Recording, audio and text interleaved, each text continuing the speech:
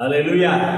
Selamat pagi, salam sejahtera dalam kasih Yesus Kristus kepada Bapak, Ibu, dan saudara-saudara sekalian. Mari kita tundukkan kepala untuk berdoa sebelum kita sama-sama merenungkan firman Tuhan. Bapa kami yang ada di dalam surga, terima kasih hari ini kami masih ada dalam keadaan sehat, penuh damai, sukacita karena kemurahan-Mu. Hari ini kami juga mau mendengarkan firman-Mu. Berbicaralah kepada kami semua, dan biarlah firman-Mu memberi kami kekuatan, penghiburan, dan bahkan memberi kami harapan-harapan baru. Di dalam nama Yesus Kristus kami sudah berdoa. Amin. Bapak, Ibu, dan saudara-saudara sekalian, saya mau membacakan firman Tuhan sebagai teks yang akan menjadi renungan kita di pagi hari ini. Markus pasal yang keempat, ayat 35 sampai dengan ayat yang ke-40. Pada hari itu, waktu hari sudah petang, Yesus berkata kepada mereka, "Marilah kita bertolak ke seberang." Mereka meninggalkan orang banyak itu lalu bertolak dan membawa Yesus beserta dengan mereka dalam perahu di mana Yesus telah duduk, dan perahu-perahu lain juga menyertai Dia. Lalu mengamuklah taufan yang sangat dahsyat dan ombak menyembur masuk ke dalam perahu sehingga perahu itu mulai penuh dengan air. Pada waktu itu Yesus sedang tidur di buritan di sebuah tilam. Maka murid-muridnya membangunkan Dia dan berkata kepadanya, "Guru, Engkau tidak peduli kalau kita binasa." Ia pun bangun menghardik angin itu dan berkata kepada danau itu, "Diam, tenanglah." Lalu angin itu reda dan danau pun menjadi teduh sekali. Lalu Ia berkata kepada mereka, "Mengapa kamu begitu takut? Mengapa kamu tidak percaya?" Mereka menjadi sangat takut dan berkata seorang kepada yang lain, "Siapa gerangan orang ini sehingga angin dan danau pun taat kepadanya?" Saudara-saudara, pagi ini saya ingin menyampaikan sebuah renungan firman Tuhan mengenai mengapa orang-orang beriman sering mengalami ketakutan. Mengapa anak-anak Tuhan sering mengalami ketakutan? Ada istilah yang mengatakan begini, Anda hanya perlu mengubah satu hal untuk membuat alam ini menjadi satu tempat yang lebih baik. Apa yang perlu diubah itu? Persepsi. Nah, Yesus dalam pembacaan kita dan murid-muridnya berlayar menyeberangi Laut Galilea.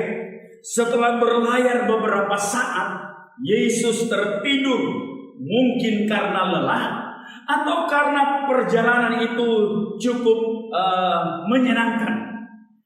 Lalu angin mulai berhembus, ombak mulai menggoncang perahu mereka. Dalam hitungan menit, angin berubah menjadi taufan yang keras. Ombak bergelora dengan dahsyat dan air pun masuk dalam perahu. Murid-murid menjadi panik dan ketakutan. Mereka berteriak-teriak dalam ketakutan. Tetapi pada saat yang sama, Yesus justru tidur nyenyak. Seakan-akan tidak ada sesuatu yang terjadi.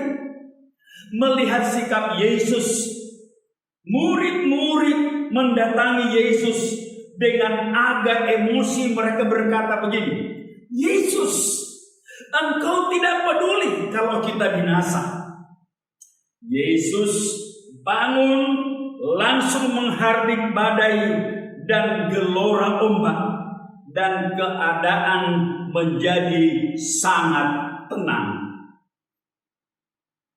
Lalu Yesus dengan nada seakan-akan heran bertanya pada murid-muridnya, "Mengapa kamu begitu takut? Mengapa kamu tidak percaya?" Mereka, murid-murid, bukannya menjawab pertanyaan Yesus, malahan mereka bertambah takut dan bertanya satu dengan yang lain, siapa gerangan orang ini sehingga danau dan angin taat kepadanya? Bapak, Ibu, dan saudara-saudara sekalian, perhatikan situasi dalam teks firman Tuhan ini. Yesus dan murid-muridnya menghadapi persoalan yang sama, di tempat yang sama, pada saat yang sama. Tetapi pengalaman dan reaksi mereka sangat berbeda. Murid-murid panik luar biasa. Yesus tidur nyenyak. Murid-murid ketakutan. Yesus tenang dan damai.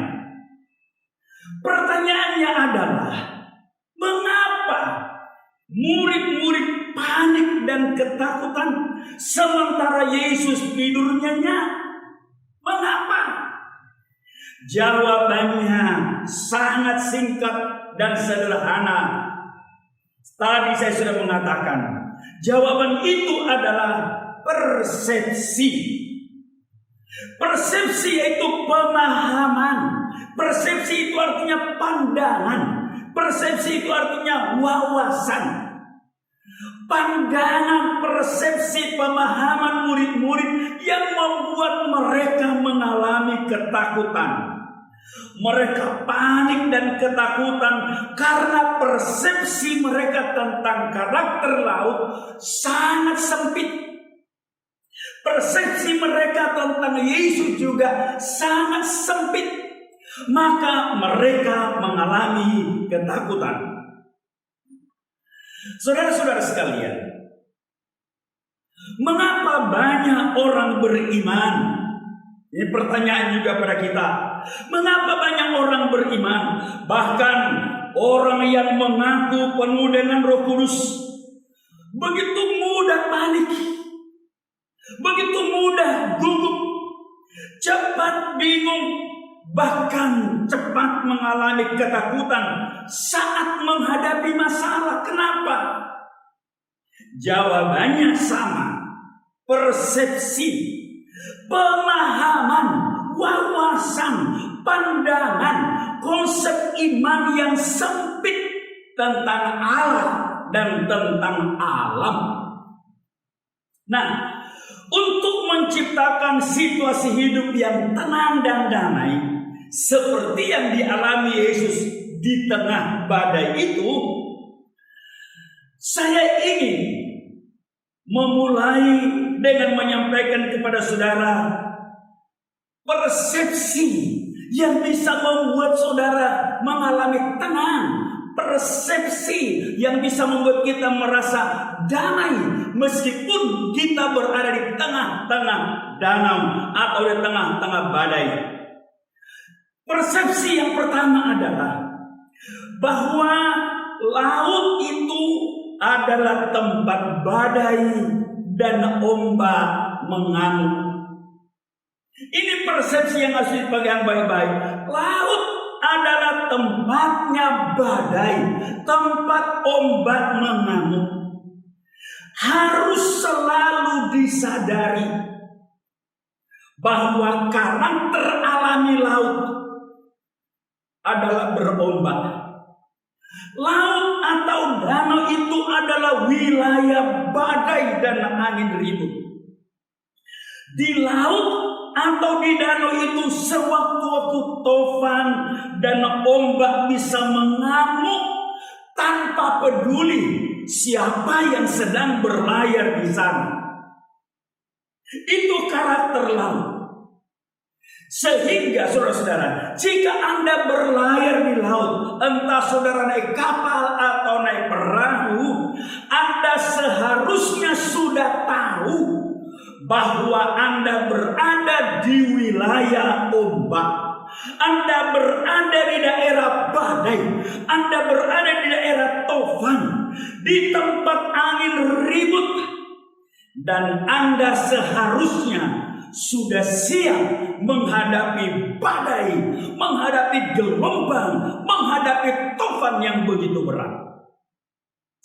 Bapak, Ibu, dan saudara-saudara sekalian, harus selalu disadari bahwa alam tempat kita berada ini, yang sering disebut dunia, memiliki karakter-karakter alami yang selalu muncul dan mengancam hidup kita.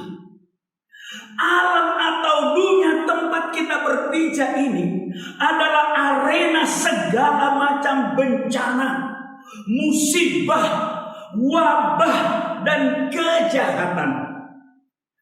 Bumi tempat kita hidup ini ada bencana.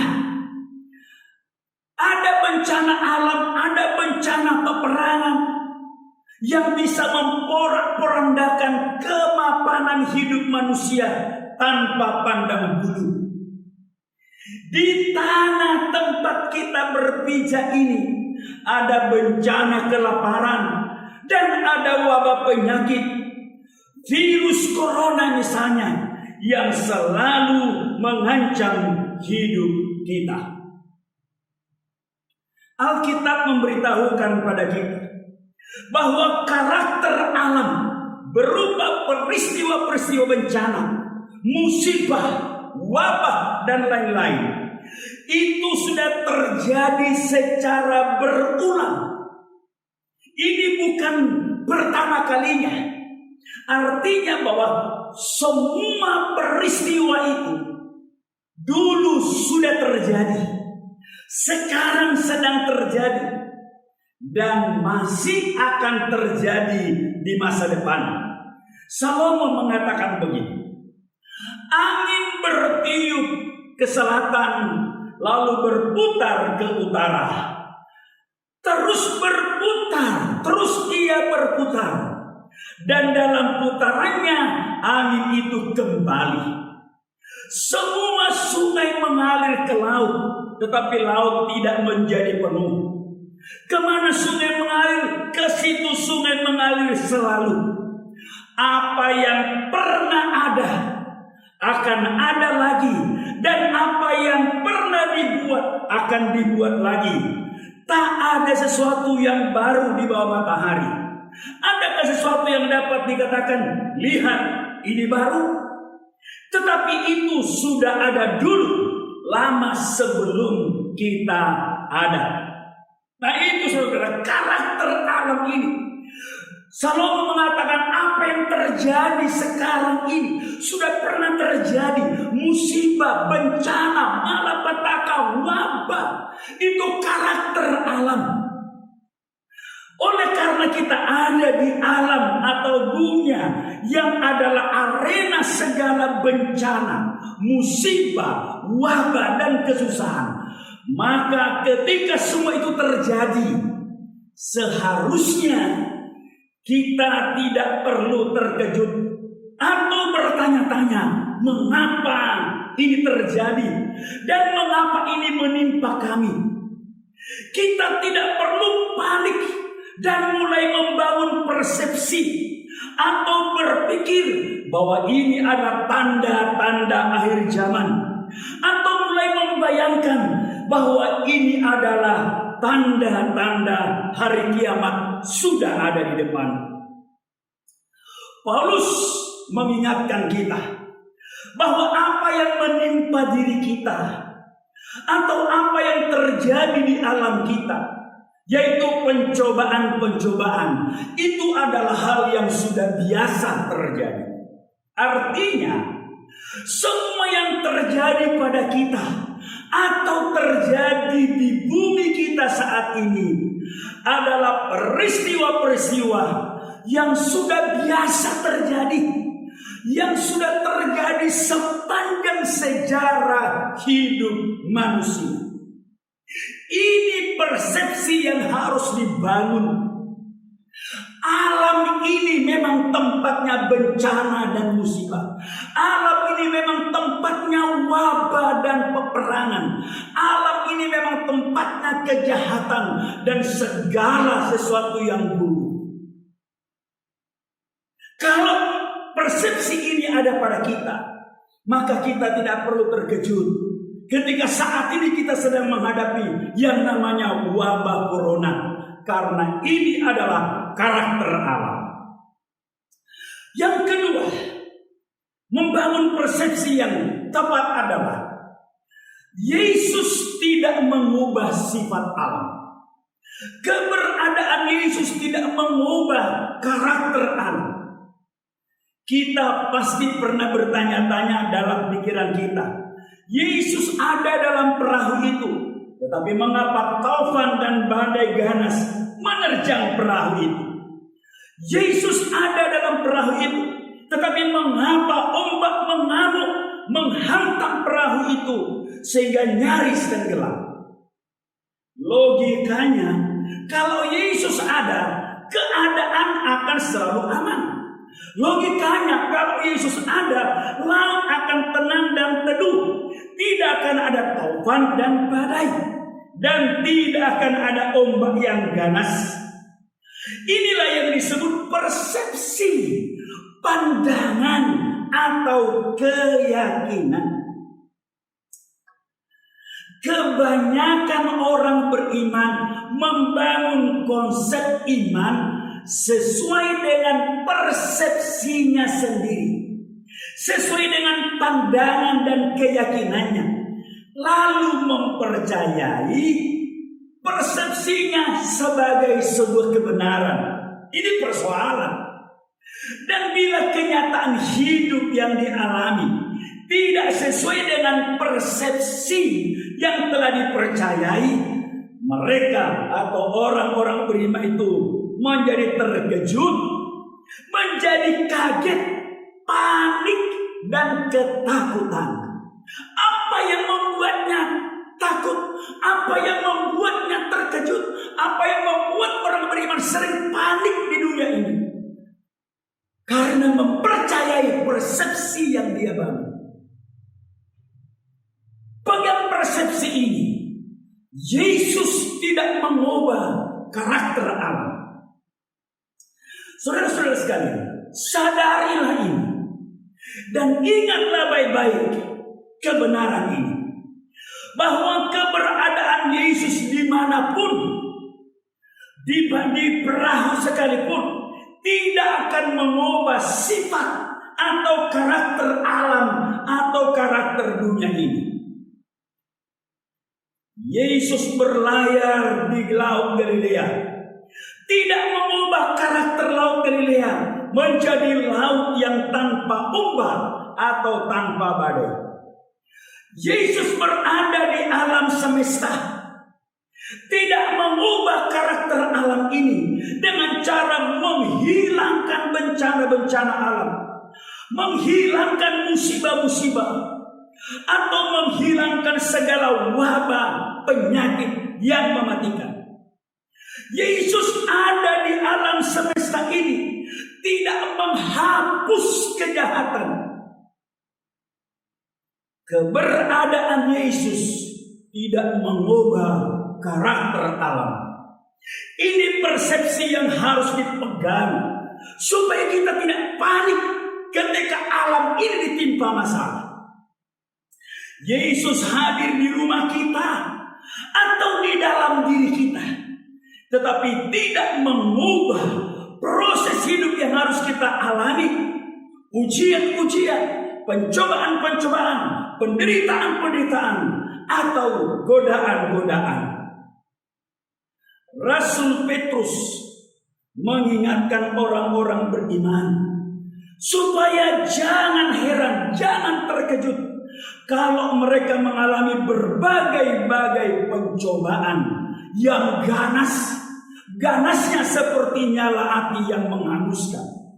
Petrus mengatakan ini, saudara-saudara yang kekasih, janganlah kamu heran akan nyala api siksaan yang datang kepadamu sebagai ujian, seolah-olah ada sesuatu yang luar biasa terjadi atas kamu. Saudara-saudara, jangan heran, jangan panik, jangan terkejut.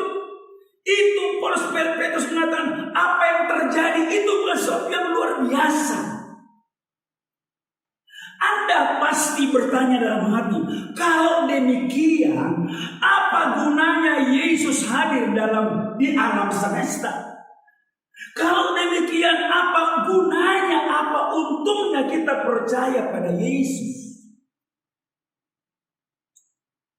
Saudara-saudara sekalian, kehadiran Yesus atau kehadiran Allah memang tidak mengubah karakter alam.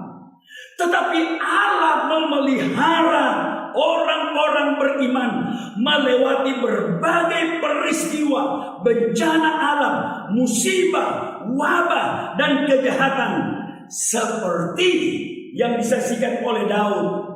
Sekalipun aku berjalan di lembah-lembah bayang-bayang maut, aku tidak takut, karena Tuhan menyertai aku.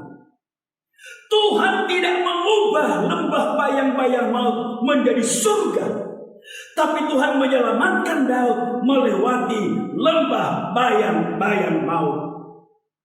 Allah memang tidak mengubah sifat alam, yaitu bencana, musibah, wabah, penyakit yang membawa maut. Tetapi Allah melindungi umatnya di tengah-tengah semua situasi maut itu.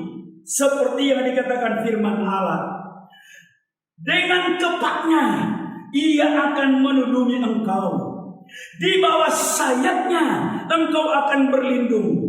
Kesetiaannya ialah perisai dan pagar tembok. Engkau tak usah takut terhadap kedahsyatan malam, terhadap anak panah yang terbang di waktu siang, terhadap penyakit sampar yang berjalan di tengah gelap, terhadap penyakit menular yang mengamuk di waktu petang. Walau 1.000 orang rebah di sisimu dan 10.000 di sebelah kananmu, tetapi itu tidak akan menimpa engkau. Oh haleluya. Saudara-saudara sekalian, Allah Yesus tidak mengubah sifat dan karakter Allah, tapi Allah memelihara dan menyelamatkan kita melewati semua musibah dan bencana. Bapak, Ibu, dan saudara-saudara sekalian, alam tempat kita berpijak saat ini terus-menerus dilanda bencana, dilanda musibah, wabah, dan kejahatan. Banjir, tanah longsor, banjir bandang terjadi di mana-mana. Sementara wabah virus corona masih terus mengganas. Banyak orang yang semakin hari semakin dicekam oleh rasa takut. Banyak orang beriman yang semakin hari merasa semakin tidak berdaya. Banyak orang beriman yang semakin hari semakin putus asa. Bukan karena kejadian-kejadian itu sebetulnya. Bukan karena peristiwa-peristiwa alam itu. Tetapi yang membuat banyak orang beriman menjadi panik, menjadi takut, menjadi terkejut, menjadi goncang adalah persepsinya sendiri. Banyak orang beriman berpersepsi bahwa Tuhan Maha Kuasa, Dia bisa menenangkan alam ini sehingga tidak perlu ada musibah, tidak perlu ada bencana, tidak perlu ada wabah. Banyak orang berpersepsi bahwa Yesus bisa mengubah keadaan. Tapi itu bukan persepsi Alkitab.